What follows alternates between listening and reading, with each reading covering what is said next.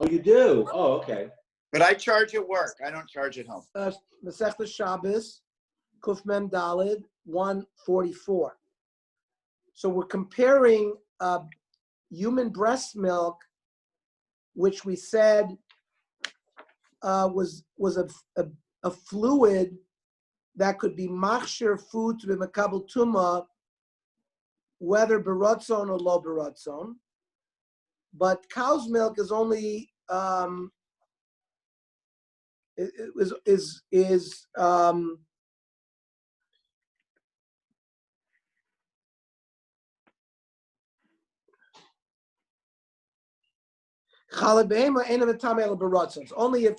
if you wanted the milk to come out, not if it's shelo beratzon. And Rabbi Kiva had a kavachomer regarding blood that comes from the wound of a person. That blood is also considered one of the mashkim, one of the fluids if it causes dry food to be moist, then it'll be makabel tumah, because dry food alone cannot be makabel tumah. And Rabbi Kiva pointed out, or the Chachamim pointed out to Rabbi Kiva, that the kavachomer doesn't work because the dam of a person, like a human female, we're talking about her breast milk, the dam of her wound will be metame, whether it's beratzon or lo beratzon, and by behema it's not so. So that's why the kavachomer of Rabbi Kiva doesn't work. Amar lahen, machrani b'cholev mibedam. I'm more stringent regarding milk than dam. Shachoy lev l'refuah tome. Let's say you needed to milk the cow so that it wouldn't damage, it makes her feel, that just to relieve her from discomfort. That beverage is also going to be machshir something with kabel tumah. But the hamak is refuah tor. Even though if you bloodlet an animal for refuah purposes, the blood is tor. Amru lo, Chacham responded Rabbi Kiva, which now brings us full circle to our Mishnah. We talked about baskets of olives and grapes, which have been set aside for eating, let's say. We said that it doesn't make a difference regarding olives and grapes where fluid coming out of them is going to be a problem on Shabbos for you to drink, because these kinds of fruits are always to be squeezed, even if you set aside for food. Now there, the person who owns these baskets may not always be happy that the fluid comes out of these items, because he might ruin it, it might make it moldy. So it's called shalol l'rotzon of the person. And Eina Chanami, it's only if the guy wants the fluid, he's happy with the fluid, is that fluid machshir makabel tumah. But if shalol l'rotzon toholim, now the Gemara wants to learn that what does it mean l'rotzon?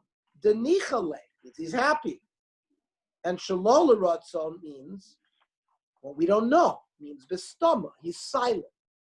So we don't know whether. But the question is, when a person doesn't say anything, what do we consider his stam non-verbal meaning to be?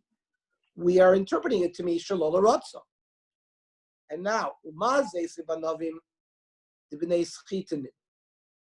olives and grapes, that's what they're for, primarily, for people to squeeze.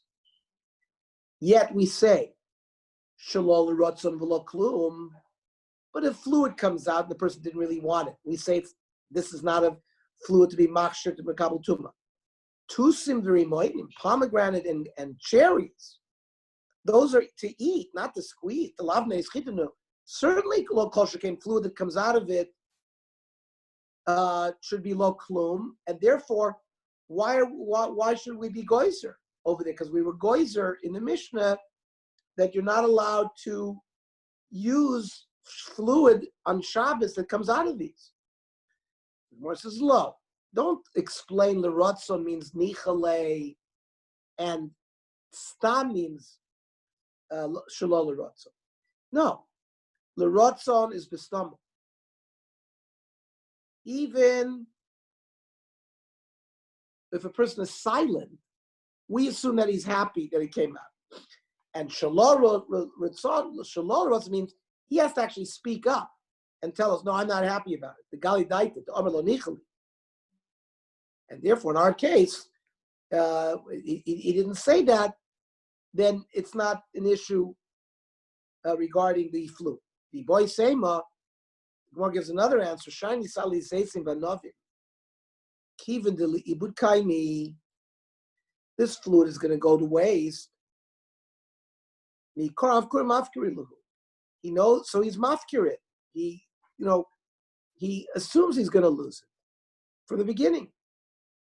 And therefore, you can't prove from that case regarding other mashkim, even if the guy doesn't say what he wants, whether he's kali daiti or not. Now, Ashkechan Rabbi Yehuda demoidel Rabban b'zeis v'anav. We, in our analysis, we saw that the Chachamim agreed with Rabbi Yehuda that fluids from other fruit besides grapes and olives, they agreed that it's not a problem on Shabbos. Rabbi Yehuda agreed to the Chachamim by Zeisim Vanovim that it is a problem to use the fluid that comes out of them. Of course, we're not talking about squeezing them. We're talking about even if it oozed out by their own, you can't use it because it's a gzera, you'll come to squeeze more. And the Gemara also said, Rabban demoidel Rabbi Yehuda b'sharperes we know.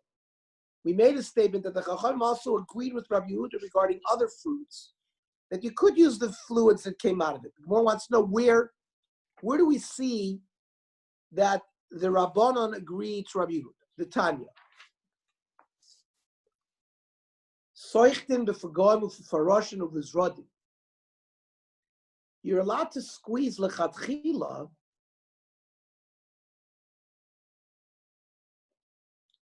Rashi says prunes, other kinds of fruit that primarily are made for eating. So there you could squeeze. Avalo b'rimoni, but not pomegranates, because the pomegranate juice people do squeeze even during the weekday. These things nobody squeezes, the other ones. So that's why there's no gzeira. But the house of Menashe, they did squeeze pomegranates even during the week. So therefore, according to that, Shita would be Osir B'Shabbos. That seems to prove that the Chachamim agree with Rabbi Yehuda with fruits that normally are not squeezed for their fluid, like prunes and these other types of fruit. So the Gemara wants to know, how do you know that it doesn't? We don't know for sure it's Rabbana. Dilma Rabbi Yehuda, which is the sheet of Shar Peiros. So the Gemara says, "V'tevi nami Rabbi Yehuda." Fine, let it be Rabbi Yehuda. Ema d'shamas Rabbi Yehuda yotzume atzvon. Rabbi Yehuda only permitted you to use fluid that came out by itself. We never heard that Rabbi Yehuda hold that you could squeeze any fruit on Shabbos. So what are you going to say? Because these are fruits that normally people don't squeeze. So it's like kila acher yad. It's like not kedarko. So therefore, maybe he'll say afilu l'chatchila. Maybe you'd be permitted to l'chatchila. Afilu teim rabbana. Maybe the rabbana would agree. Keeping the lavnei schitin and afilu l'chatchila in a chanami. Since these are not oimade normal to squeeze, you can squeeze it l'chatchila. Shma mina rabbana ni shma mina.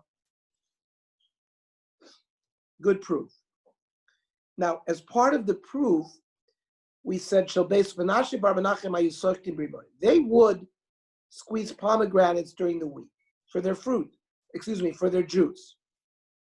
The halacha is like menachem lechura, which means that you would not be allowed to use the juice of a pomegranate that runs out on Shabbos. Understand.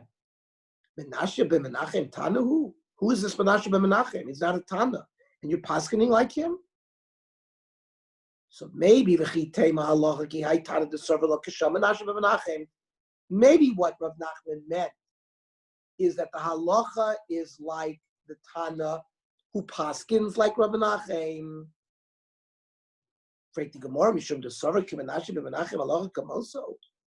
But because this Tana holds like this Shita of Menashe, who his house happened to squeeze pomegranate for juice, therefore we should pass the halacha like him? I understand. Menashe ben Menachem Aviruba Da'alma. Is he the majority of the people in the world? So the Gemara says, yeah. His approach was a majority approach. It's not. So there's a din of Klaya Keren. You cannot plant grain with grapes in the same vineyard. Now, not only that, if you're supposed to destroy it, if you see it there, and therefore just being mekayim, keeping this kind of mixture alive through watering it and hoeing it. So a mekayim koitzim bakem Eliezer omer kidesh. It all becomes usur. Even the thorns. The only thing that becomes usur is something that you would maintain, not thorns. Thorns you would weed out of there.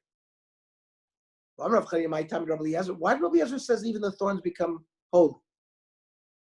Shekain ba'Arabia mekaymin koitzei sodas ligmaleh. In Arabia, they would maintain even thorns in fields because they would feed their camels with that. So the Gemara says, who cares? Arabia Asra. I understand. That's because they do it in Arabia, we do it everywhere in the world. We have to say everybody agrees. And therefore, you're going to tell me that because Menashe ben Menachem squeezed pomegranates, so therefore we have to assume everyone does it? No, he's a Das Yochid. Ella. So what was Rav Chizda's reason for paskening this way? It's like Rav Chizda. Trading shesachta. When the son of the mikveh, you have beets, you squeeze beet juice out of it, and you put the beet juice in a mikveh. Poistless a mikveh b'shinu in myra. If you don't have, once you have 40 saw in a mikveh, so then it's a kosher mikveh. Now, if you have, let's say, 3 lugin less than 40 saw, and you add 3 lugin of something that's not appropriate for a mikveh, like carried water, like mayim she'uvim. But let's say you used other fluid besides water. But as long as it is clear fluid, and it's not mayim she'uvim, it would be kosher lemikveh. However, if it changes the color of the mikveh, when you put that fluid in, it also passes the mikveh. So if you squeeze beet juice and you put it in the mikveh that was short of the arboim, so poisons a mikveh be shooting mara.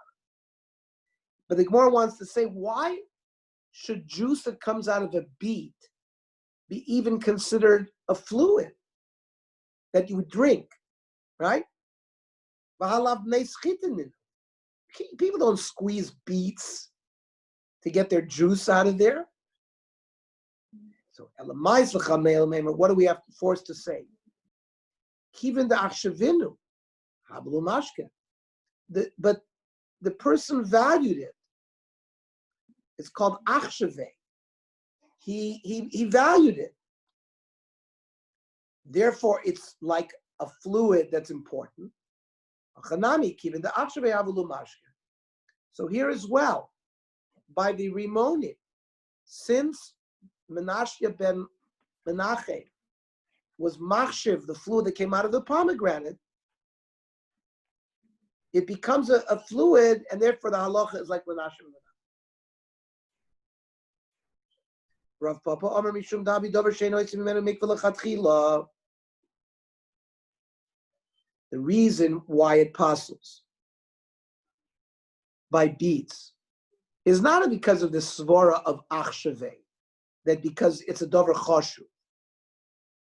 It's not a fluid, and therefore you have no right to what we wanted to say. Why does it passel the mikvah? Mishum davar davar she'eno yitzim mimenu mikveh lechatchila. You don't make a full mikvah full of beet juice.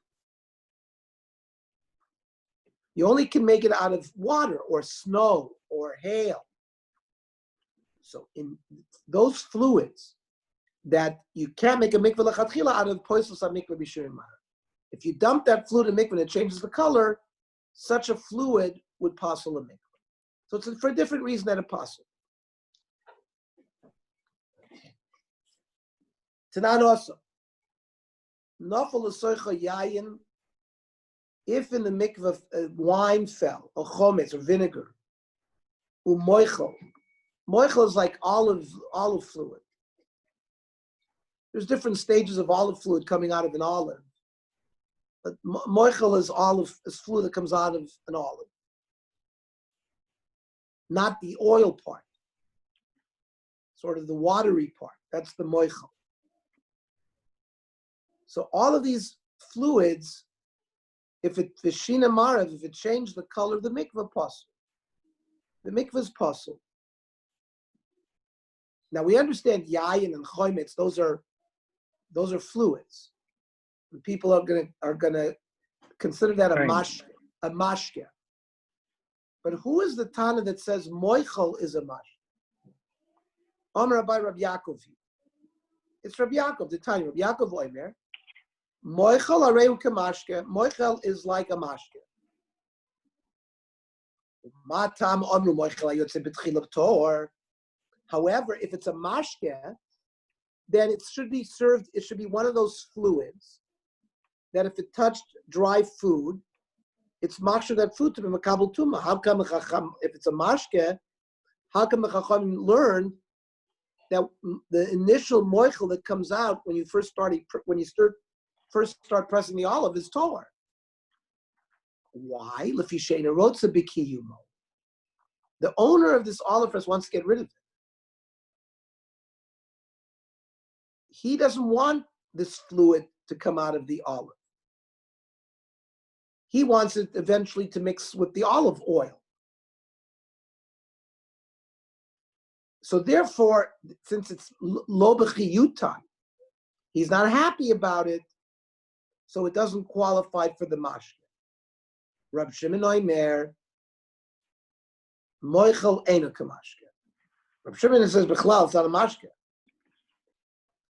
Then it's so matam amru moichel ayotze mi'ikul beis abat tami. So later on in the process, after you've pressed the olives with a board, another moichel comes out, and Rab Shimon said, so if moichel is not a mashke, how come Chazal say that moichel that comes out at the end is tamei? If it's not a mashke, so the Gemara says that's not because of the moichel. You can't have moichel without a few drops of olive oil, of real oil. And oil, l'chol days, is a mashke. Now, my binai, what's the nafkamina between these two reasons?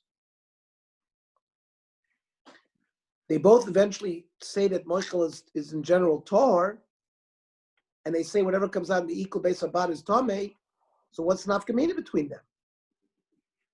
Iki binai the osi basar itzatzta.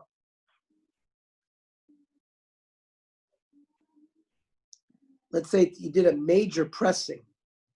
Rashi says, it means it was there for days. So then, Rabbi Yaakov would hold that it's tamei, and Rabbi Shimon would hold that it's tom. Rav Amishum Davi Davar Sheino Yitzim Mimenu Mikveh. Again, he says the same answer we said before. It's not a mashke because of a different reason.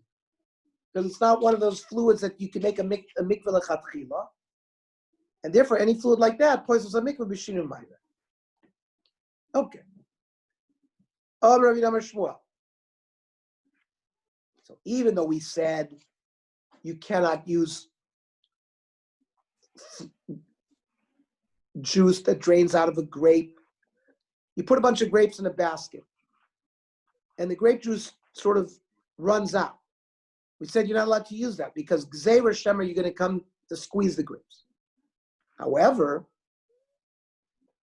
that's if you're squeezing it into a container that you're going to use to fill it up for fluid. But Shmuel says,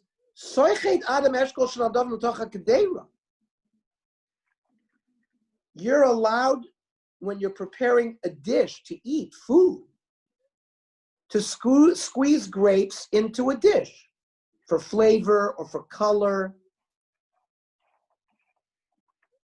because it's clear that you're not doing. What do we aser schita for? Because it's a tolda of dosh, of separating between fruit and fluid. But here you're treating this as a meichel. You're allowed to eat grapes on Shabbos. You can put grapes into your dish. Shmuel is saying you can squeeze grape juice into your dish as well. Shulchan Aruch says it's mutter. As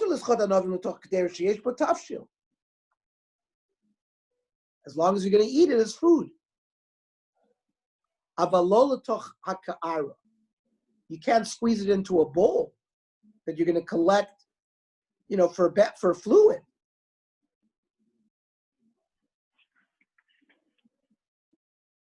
Now, normally people are not going to drink directly from the bowl. That's a dog drinks from a bowl. You would pour from a bowl into a cup. But Rashi says it's not clear that the person won't drink from it, and therefore it's also.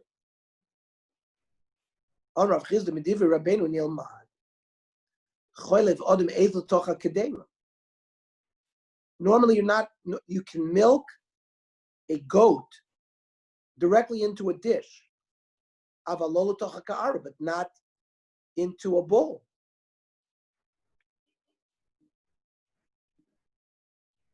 For the same reasons. Fluid that comes from a food and you're treating it as a food is considered a food. You have a male who had a seminal emission. He's a zav. And he milks the goat. The milk that comes out is tummy.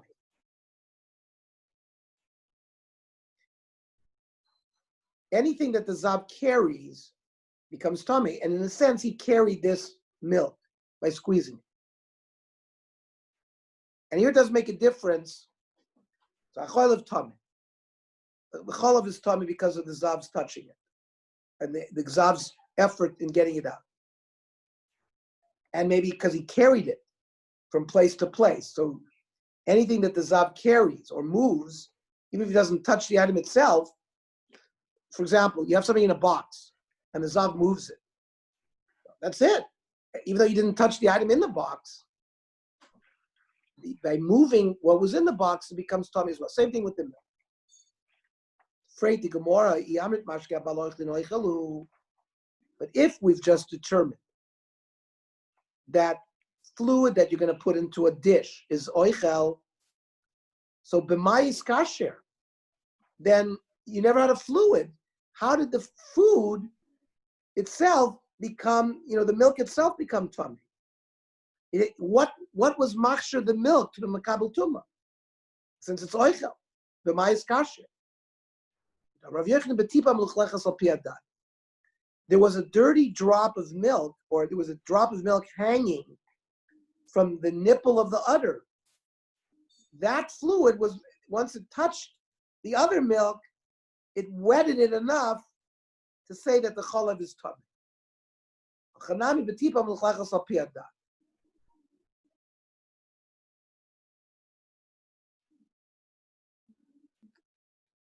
And that would be a regular mashke, like a regular meal, because that's not considered oichel.